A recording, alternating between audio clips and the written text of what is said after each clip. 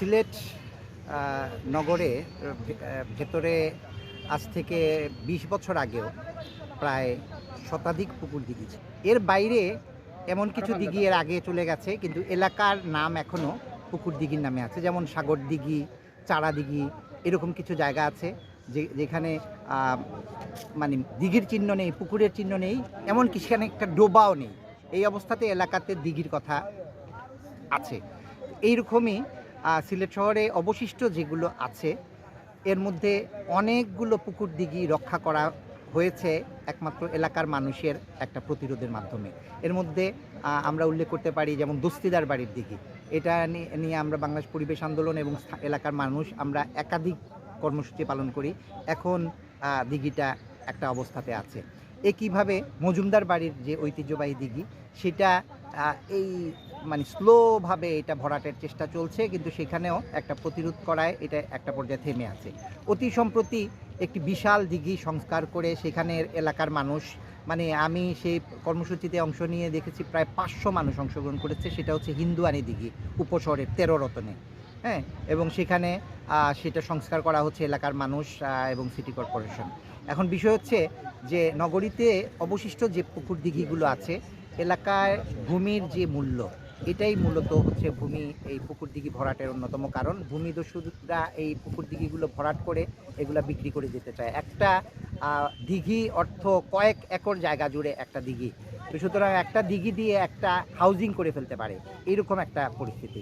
যে কারণে এই পুকুর দিঘি ভরাটের অপচেষ্টা মানে কোনোভাবে বন্ধ। এখন তো দিঘি ছেড়ে আমরা বাথরুমে শাওয়ারে চলে গিয়েছি, সেই কারণে এর প্রতি হয়তো কিছুটা প্রেমও আমাদের ভাটা পড়েছে। এই সুযোগটাই স্বার্থান্বেষী মহল যারা বা ভূমি খেকো যারা, তারা এই সুযোগটাকেই খুব সুন্দরভাবে গ্রহণ করে এবং কি করেছে দেখুন আপনি, যে কিছু অংশ ভরাট করেছে এবং তারা নিজেরাই ময়লা ফেলে এই পুকুরটাকে মজা পুকুর বা একটি ময়লার স্তূপ বানানোর চেষ্টা করছে, যাতে করে ভবিষ্যতে তারা যে ওই পরিবেশ রক্ষার জন্যই এটা ভরাট করার প্রয়োজন এরকমের একটি পর্যায়ে নিয়ে দাঁড় করাতে পারে, এরকমের একটি চক্রান্তই আসলে। যাই হোক, আমাদের স্পষ্ট দাবি হচ্ছে একজন পরিবেশ কর্মী হিসেবে যে শুধু মাসুদিঘি না, কোনো দিঘি পুকুর জলাশয় ভরাট করা যাবে না। মাসুদিঘির পাড়ের মাসুদিঘির যেই অংশটা অপদখল হয়েছে, এই অপদখলকৃত অংশটাকে আবার পুনরুদ্ধার করতে হবে। আপনি দেখুন, এর দায়টা কিন্তু আসলে সিটি কর্পোরেশনের, কারণ এই দিঘিটা নিয়ে স্থায়ী স্থিতাবস্থা আছে কিন্তু আদালতের, হাইকোর্টের, অর্থাৎ কি ইনজাংশন জারি আছে, চিরস্থায়ী ইনজাংশন। এই আইনটাকেও তারা মানে নাই, পুকুর জলাশয় আইন যেটা, সেই আইনও তারা মানে নাই। তারপরও সিটি কর্পোরেশন কীভাবে বাউন্ডারি দেওয়ার অনুমতি দিয়ে দিল, এটা কিন্তু একটা ছোট প্রশ্ন থেকেই যায় সিটি কর্পোরেশনের কাছে। তো যাই হোক, আমরা আমাদের দাবি হচ্ছে যে স্পষ্ট দাবি, এটা ভরাট করা যাবে না, আর অপদখলকৃত অংশটাকে পুনরুদ্ধার করতে হবে। পানির অপর নাম জীবন, আর পানি ছাড়া কেউ বাঁচতে পারে না। আর এই পানি আমরা ব্যবহার করে বড় হয়েছি, আমাদের মুরব্বীরাও বড় হয়েছেন, আমরা পুকুরে সাঁতার কাটছি। হ্যাঁ, জল যদি না থাকে তাহলে ভূমিকম্প প্রচুর হবে, জল যদি না থাকে আগুন ধরবো, আগুন নিমানি যেত না। আর তাছাড়া এই দিকের ঐতিহ্য, এই দিকের গল্প হয়তো আমরা জন্মর আগেই আমরা শুনেছি। এই দিকে বহুত পূজা পার্বণ হইতে, এই দিকের মাঝে নৌকা বাইস হইতো, এই দিকের মাঝে সাঁতার কাটা হতো, সাঁতারের প্রতি বড় বড় মাছ মিলতো। এই দিকের গল্প বলে শেষ করা যেত না। আমাদের জেনারেশন, আগের জেনারেশনের কাছ থেকে শুনেছি এই দিকের ম্যাক্সিমাম বয়স হবে 70 থেকে 80 বছর, আরও বেশি হতে পারে। ব্রিটিশ আমলি এইখানে 19টা দাপের কাঠ আছিল, 19টা দাপের। এখনো যদি এখন কুড়ি মিলব, প্রাচীন ঐতিহ্য এটা আপনারা পাইবা মিলব।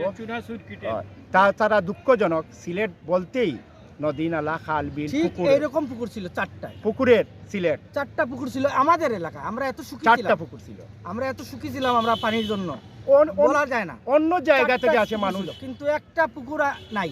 অন্য জায়গা একটা ছিল, এইটাই বাধা, আবর্জনা, দেখেন না, নোংরা, দুর্গন্ধ। আপনারা বাধা, এইগুলো আমাদের পরিবেশ নষ্ট করে একটা মানে এটা সিনট্রেট তৈরি করা হচ্ছে, যে এটা আসলে থাকবে না। ঊর্ধ্বতন যারা আছে তাদের ভূমিকা কেমন এবং তাদের আপনার কি বলা আছে?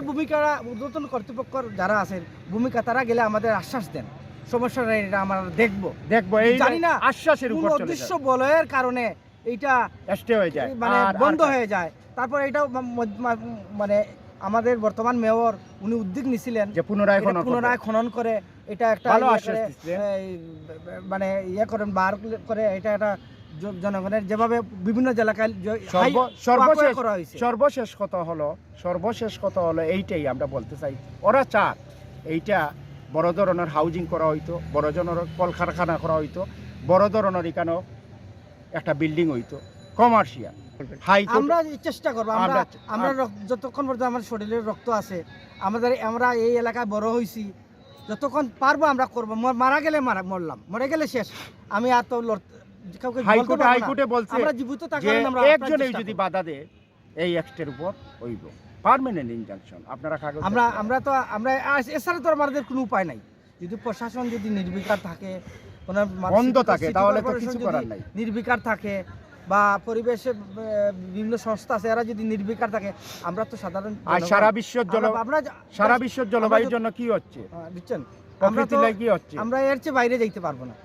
যতটুকু পর্যন্ত পারি আমরা দাঁড়াবো, হোক বা না হোক, কোনো কিছু হোক বা না হোক, আমরা দাঁড়াবো, আন্দোলন করবে। দেশের মানুষ দেখুক, এই সিলেটবাসী দেখুক আমরা আন্দোলন করতেছি। ধন্যবাদ বাংলা টিভিকে, আপনারা আমাদের সাথে আছেন, সহযোগিতার হাত বাড়িয়েছেন, অনেক অনেক ধন্যবাদ।